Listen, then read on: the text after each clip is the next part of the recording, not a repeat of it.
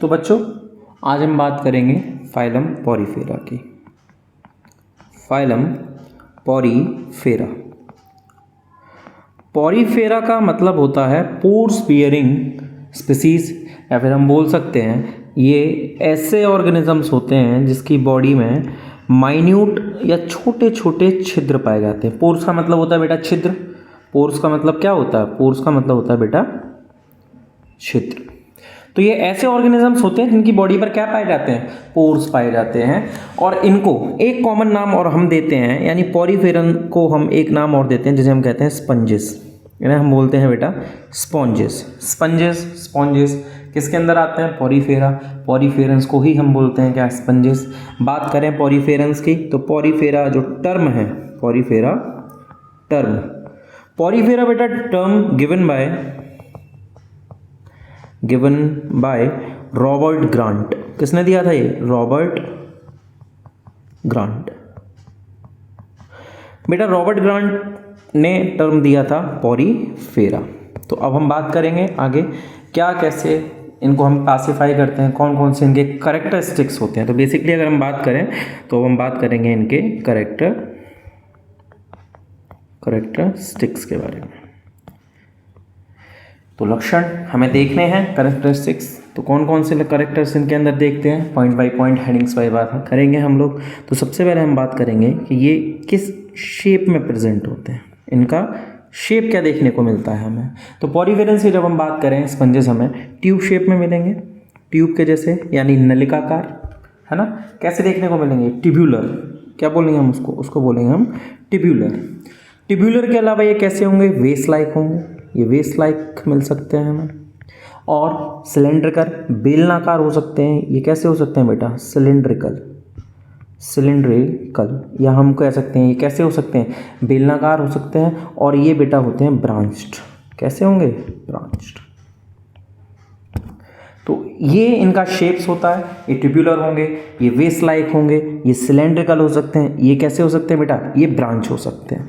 Next इनकी बात करें तो हम चेक करते हैं इनका हैबिटेट।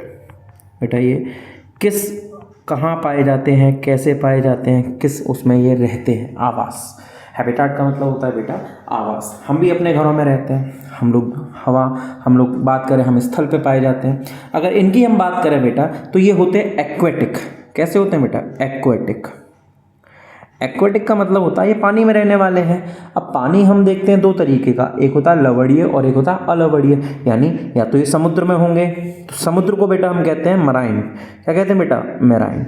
और इनकी जो ज़्यादातर प्रजातियां हैं, कैसी प्रजातियां? ज़्यादातर, मोस्टली ये कैसे होंगे? मराइन। याद रखें हमने वर्ड यूज़ किया मोस्टली, इसका मतलब कहीं ना कुछ तो गड़बड़ है। बिल्कुल है, क्योंकि हमारे पास एक क्या है? फ्रेश वाटर स्पंज भी है। क्या है हमारे पास? एक fresh water sponge, fresh water यानी H2O स्पंज।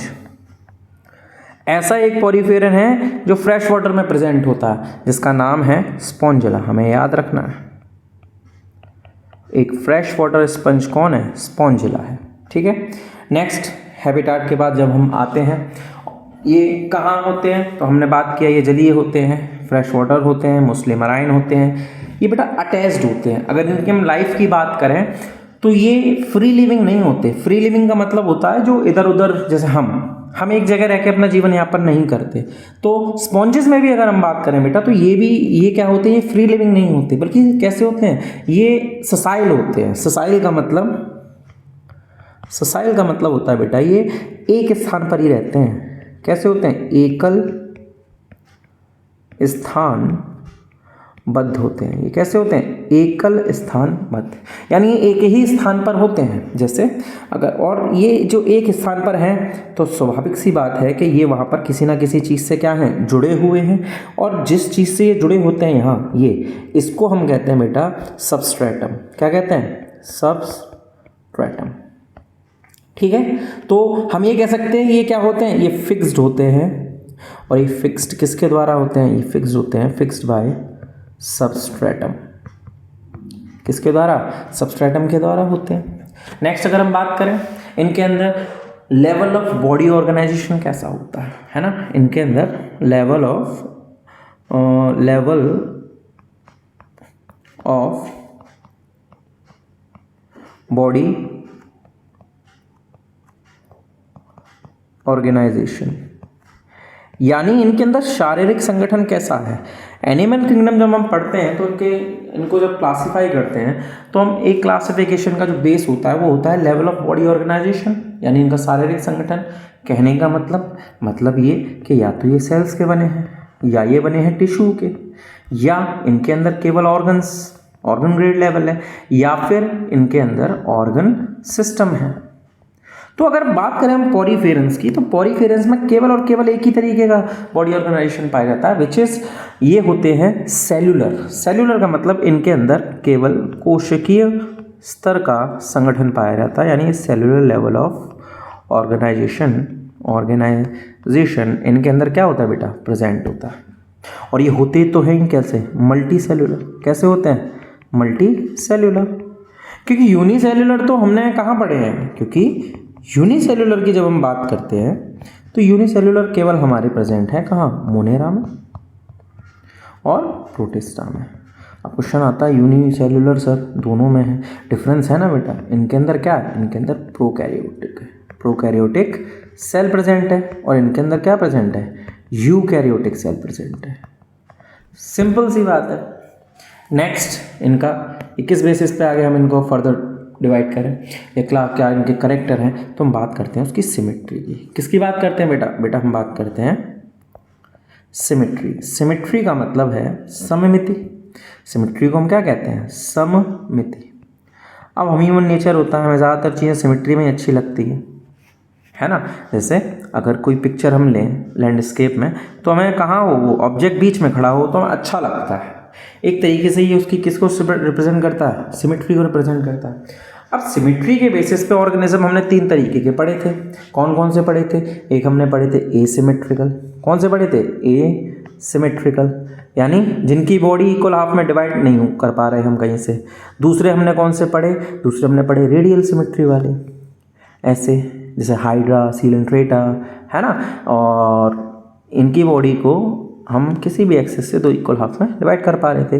फिर हमारे पास कौन से थे, बाईलैटरल, द्विपार्श्व, जैसे ह्यूमन या कॉर्डेट्स लॉन्गिट्यूडनली एक एक्सेस से इनकी बॉडी को 2 इक्वल हाफ में डिवाइड कर पाते। जब हम बात करें पॉरीफेरेंस की, तो बेटा पॉरीफेरा जैसे हम ले लें इसी को। अब यहाँ अगर इसको हम डिवाइड करना शुरू कर दें तो हम एक चीज़ नोटिस करेंगे कि इसकी बॉडी को हम 2 इक्वल हाफ में डिवाइड नहीं कर सकते, नहीं होगा। और जब ऐसा नहीं होता तो हम ये कहते हैं कि ये क्या रिप्रेजेंट करते हैं, तो ये रिप्रेजेंट करते हैं क्या बेटा, ये रिप्रेजेंट करते हैं एसिमेट्रिकल। ये कैसे होते हैं, ये होते हैं एसिमेट्रिकल। सिंपल बात। बट एक्सेप्शन है हमारे पास क्या है, एक्सेप्शन। 2 एक्सेप्शन है हमारे पास जिनके अंदर जो स्पॉन्जेस हैं लेकिन एसिमेट्रिकल शो नहीं करते। एक है ल्यूकोसोलेनिया और एक है हमारे पास यूप्लेक्टेला। इन दोनों में सिमेट्री कैसी है, रेडियल है। कैसी है, रेडियल सिमेट्री प्रेजेंट होती है। ठीक है। नेक्स्ट हम बात करेंगे इनके अंदर जर्म लेयर। बताओ इनके अंदर क्या, बताओ इनके अंदर जर्म लेयर्स बताओ। अब जर्म लेयर के बेसिस पे जेनेटिक स्तर हमने पता है हमें जर्म लेयर कितनी होती हैं, 3 होती हैं। कौन कौन सी, एक्टोडर्म, मेसोडर्म, एंडोडर्म। तीनों होंगी ट्रिप्लोब्लास्टिक, 2 होंगी डिप्लोब्लास्टिक। और इनके अंदर 2 ही होती हैं। कौन कौन सी, इनके अंदर होती है एक्टोडर्म और इनके अंदर होती है बेटा एंडोडर्म। और जब एक्टोडर्म और एंडोडर्म केवल यही 2 प्रेजेंट हों तब हम इनको क्या बोल देते हैं, तो हम इनको बोलेंगे these are the diploblastic organisms. यानी कैसे होते हैं, तो इस तरीके होते हैं। ठीक है। नेक्स्ट हम बात करेंगे डिप्लोब्लास्टिक के बाद कि इनमें बॉडी लेयर क्या होती है। इनमें बॉडी लेयर यानी इनके शरीर के स्तर क्या हैं, कैसे हैं, क्या नहीं है। तो हम बात करेंगे बेटा बॉडी लेयर की। ये इम्पोर्टेंट है, इसमें काफ़ी डिटेल्स भी रहेंगी। बॉडी लेयर में अगर हम बात करें तो इनकी बॉडी में 3 लेयर होती हैं। कितनी लेयर होती हैं बेटा, 3 लेयर्स। अब 3 लेयर्स कौन कौन सी होती हैं, तो 3 लेयर्स बेटा होती हैं पिनाकोडर्म, ठीक है। दूसरा कोआनोडर्म्स, और तीसरी बेटा होती है मीसेनकाइम। कौन सी होती है? मीसेनकाइम। पिनाकोडर्म आउटर, ठीक है। मीसेनकाइम की अगर बात करोगे तो ये सेंट्रल कैविटी की लाइनिंग होती है, जिसे हम कहते हैं क्या? स्पंजोसील, ठीक है। अब बात करेंगे हम किसकी? अब हम बात करेंगे बेटा पिनाकोडर्म की। पिनाकोडर्म है ना, पिनाकोडर्म। अब पिनाकोडर्म की जब हम बात करें तो हमें पिनाकोडर्म्स के कुछ पॉइंट्स पता होने चाहिए। एक, ये एक्सटर्नली प्रेजेंट होती है। कहाँ प्रेजेंट होती है बेटा? ये होती है एक्सटर्नली, ठीक है। सेकंड क्या पॉइंट रहेगा इसके लिए? कि ये सिंगल लेयर्ड सेल होती है और इसकी जो शेप होती है, यानी हम बात करेंगे आकार, शेप ऑफ दी सेल्स की, यानी कोशिका का जो आकार होता है बेटा वो होता है पॉलीगोनल। कैसा होता है? पॉलीगोनल। और जब हम बात करें इनकी सेल्स को क्या कहते हैं? इनकी सेल्स को क्या कहते हैं? तो इनकी सेल्स को हम नाम देते हैं क्या? पिनाकोसाइट्स। क्या कहते हैं? पिनाकोसाइट्स। याद रखना है इसको, पिनाकोडर्म की सेल्स को क्या कहते हैं? पिनाकोसाइट्स, ठीक है। नेक्स्ट जब हम फर्दर बात करेंगे, इनका जो न्यूक्लियस होता है पिनाकोसाइट्स का, इन पिनाकोसाइट्स का इनका न्यूक्लियस सेंटर में होता है। कहाँ होता है? न्यूक्लियस सेंटर में। इनका न्यूक्लियस कहाँ प्रेजेंट होता है? इनका न्यूक्लियस बेटा प्रेजेंट होता है सेंटर में, ठीक है। और इन सेल की सबसे खास बात क्या है? कि ये सेल्स यानी पिनाकोसाइट्स, तो हम यहां लिख लेते हैं पिनाकोसाइट्स जो बेटा होती हैं, पिनाकोसाइट्स शोज कॉन्ट्रैक्टिबिलिटी। कॉन्ट्रैक्टिबिलिटी का मतलब क्या हो गया? ये क्या नया शब्द? कॉन्ट्रैक्टिबिलिटी का मतलब होता है छोटा बड़ा होना, संकुचित होना, शिथिलित होना, रिलैक्स होना, कॉन्ट्रैक्ट होना, है ना। और यही कॉन्ट्रैक्टिबिलिटी क्या करती है ना? हेल्प्स करती है। कॉन्ट्रैक्टिबिलिटी किसमें मदद करती है? Helps to increase and decrease in size, ठीक है। Helps to increases and decreases the size को छोटा बड़ा करने में सहायता करती हैं इनकी पिनाकोसाइट्स की सेल्स, ठीक है। पिनाकोसाइट्स बेसिकली क्या करती है ना? हेल्प कराती हैं, ठीक है। अब आगे अगर हम बात करें इन सेल्स की, तो बेटा इन सेल्स के लेयर्स जो होती है इनकी, दिस लेयर, ये जो लेयर होती है पिनाकोडर्म, इसके अंदर ट्यूब्यूलर सेल्स भी प्रेजेंट होती हैं, है ना। पिनाकोडर्म्स में क्या होता है? पिनाकोडर्म का मतलब तो बेटा स्किन या लेयर हो गया। पिनाकोडर्म में ट्यूब्यूलर सेल्स होती हैं, ट्यूब्यूलर सेल्स। ट्यूब्यूल्स मतलब नलिकाओं के जैसी, ट्यूब्स के जैसी।